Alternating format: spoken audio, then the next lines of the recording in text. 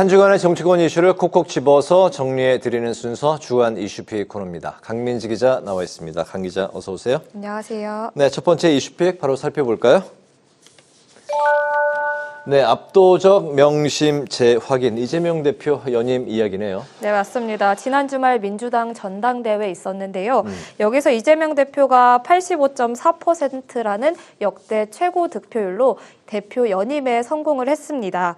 이 대표 지난 당대표 선거에서 기록한 77%의 득표율도 자체 경신을 하면서 김대중 전 대통령 이후 첫 연임 대표가 됐습니다. 네, 더불어서 이재명 대표 체제에 대한 당원들의 지지도 다시 한번 확인하는 그런 계기가 됐네요.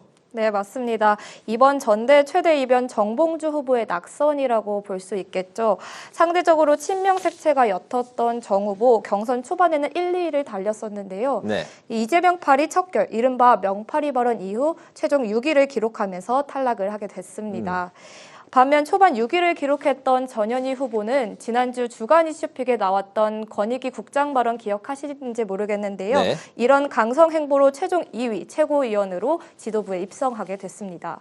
당내에선 정봉주 후보가 초반표를 많이 확보를 했기 때문에 후반 지지율을 조금 떨어져도 턱걸이 당선은 할 수 있을 것이다 이렇게 예상을 했었는데요. 이번 전당대회 결과로 친명계의 당내 장악력을 입증하게 됐다는 평가만 나옵니다. 네, 특히 이제 정봉주 후보가 초반 1위를 달리다가 6위로 이제 급전 직행한 거는 참 의외의 그런 결과로도 받아들여지고 있는데 주요 당직자 인선도 이제 마무리되면서 이재명 2기 지도부가 이제 본격 출범했습니다. 대선 준비팀이다 이런 이제 평가도 나오고 있네요. 네, 맞습니다. 이번 2기 이재명 후에 신이재명계, 이른바 신명계가 전면 배치돼서인데요. 네. 이들은 개파색이 였거나 좀 친문계에 가까웠던 인사들입니다. 대선에 가면 개파 통합이 필요한 만큼 이 대표가 이들을 끌어안으면서 당내 확장성을 노렸다는 분석이 나오고 있는 겁니다. 또 최고위원들도 한준호 의원을 제외하면 모두 영남 출신의 수도권 의원들로 구성이 됐는데요. 이 또한 대선을 대비한 전국 정당화를 위한 포석이 아니냐는 해석이 나옵니다. 하지만 대선까지는 많은 고비 있을 것 같습니다. 네, 우선 이 최근 원외 비명계 인사들이 결집 움직임을 보이고 있다는 보도가 나오고 있는데요. 김부겸 전 총리는 어제 언론 공지를 보내서 바른 통치와 정치를 촉구하고 대안을 제시하는 행보를 보이겠다면서 본격적인 정치 활동을 공식화했습니다. 또 최근 복권된 김경수 전 경남지사도 지난 노무현 전 대통령 추도식에서 친문계 인사들과 재등판 시점 등을 논의한 것으로 알려져서 또 관심이 집중되고 있는 상황입니다. 이와 맞물려 공천에서 탈락한 비명계 원외 모임 초일회와 친문계 연구 모임도 본격적으로 움직이기 시작했는데요. 이들이 공개적으로 장외 세력화에 나서면서 오는 10월에 있을 이재명 1심 선고 결과를 계기로 야권 구도에 지각 변동이 있을지 정치권이 촉각을 곤두세우고 있습니다. 네, 바로 두 번째 이슈픽 살펴보죠.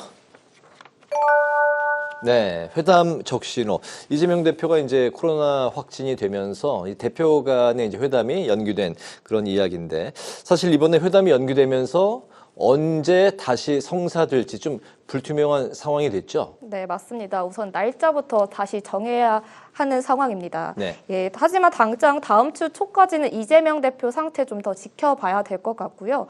또 수요일에는 본회의가 있습니다. 네. 그리고 목요일과 금요일에는 양당 워크숍이 몰려 있어서 이 빨라도 회담이 다음 달 초에 열릴 것이라는 예측이 나오고 있는 상황입니다. 여기에 28일 본회의에서는요. 대통령 거부권으로 국회로 돌아온 민생회복지원금법 이 재표결을 할 예정인데 이 법안이 부결이 된다면 양당 사이가 더 멀어져서 회담이 파기될 수 있다는 이야기도 나옵니다. 그래도 양당 비서실장 회담을 위한 실무 협상은 계속 이어나간다는 방침인데요.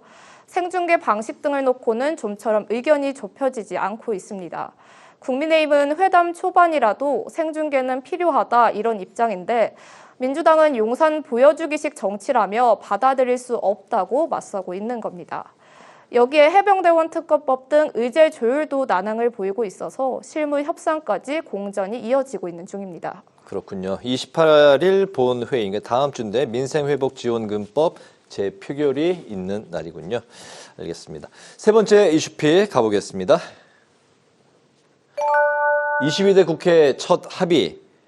그 오랜만에 이제 굉장히 좀 그 국회에서 생산적인 그런 이야기가 나왔어요. 네, 맞습니다. 이번 주 22대 국회 첫 여야 합의 처리 법안이 나온 건데 네. 이 바로 전세 사기 특별법입니다. 21대 국회에서 대통령 거부권을 행사하면서 폐기가 된 법인데 이번에 여야가 모처럼 의견을 모으면서 본회의 처리를 앞두고 있습니다. 네. 그동안 피해자 전세 보증금을 우선 구제하고 나중에 회수하는 선구제 후회수 방안을 두고 여야가 이제 입장이 엇갈렸었는데 이게 이번에 어떻게 합의를 보게 된 건가요? 네, 이제 민주당 말씀하신 것처럼 보증금 채권 매입 방식인 선구제 후회수 방식을 주장을 해왔습니다. 네. 일괄적으로 피해자들의 보증금을 지급해서 사각지대가 생기지 않도록 하자는 건데요. 정부는 이에 대해 재정이 많이 들고 분쟁 우려가 있다면서 직접 지원 방식을 계속 반대해왔습니다. 네. 대신 이번에 LH가 피해 주택을 경매로 낙찰받아서 피해자에게 10년 무상임대를 보장하는 내용의 정부안을 제시했는데요. 민주당은 이 정부안이 재정 지원 규모가 생각보다 크고 그래서 주거 지원상 피해 규모를 최대한 사각지대를 해소할 수 있다고 보고 수용을 한 겁니다. 국토위 소속 야당 측 관계자랑도 통화를 해봤는데요. 전세 사기 특별법 법안이 통과된 만큼 앞으로 공인중개사 책임 강화와 신탁사 물건을 확인할 수 있도록 하는 전세 사기 제도 개선, 이 관련 후속 입법을 준비 중이라고 밝혔습니다. 네. 네, 전세 사기 피해자가 2만 명이 넘어가고 있는데요. 28일 본회의에서 특별법이 통과돼서 피해자들의 숨통이 조금은 트였으면 좋겠습니다. 그렇군요. 저도 이제 그 전세 세입자의 입장에서 가끔 이제 집안의 수리 문제로 집주인에게 전화 걸 때 연락이 안 되면 가끔 이제 불안할 때가 있는데 아무튼 이번에 이 특별법이 수용이 돼서 참 다행이라는 생각이 듭니다. 22대 국회 개원 이후 석 달 만에 민생 국회를 이제 보게 됐는데 추가로 여야가 또 이제 그 협치로 뜻을 모을 수 있는 그런 법안이 있을까요? 네, 여야 정책위의장이 지난 20일 비공개 회동에서 좀 이 합의될 수 있는 법안들에 대해서 밝혔습니다. 네. 이때 나온 법안들이 양육 의무를 다하지 않은 부모의 상속권을 박탈하는 일명 구하라법, 그리고 육아휴직 확대법 등이 있었는데요. 또 이번 주 산자중기위에서 통과한 소재 부품 장비 산업 경쟁력 강화법, 그리고 취약계층 요금 감면을 지원하는 도시가스법 등도 함께 본회의 처리가 유력한 상황입니다. 네. 이 밖에 간호법과 고준위법 그리고 해상풍력 특별법도 회동에서 논의가 됐는데요. 지금은 이견이 있어서 논의가 더 필요해 보입니다. 상임위 쪽 취재를 해보니까 과방위에선 디지털 포용 법안 그리고 환노위에선 전기차 화재 관련 법안 등이 합의 가능성이 있어서 연이어 준비되는 법안들이 있어서 민생국회에 대한 기대감이 높아지고 있습니다. 네, 주간 이슈픽 여기까지 듣겠습니다. 강민지 기자와 함께했습니다. 소식 잘 들었습니다.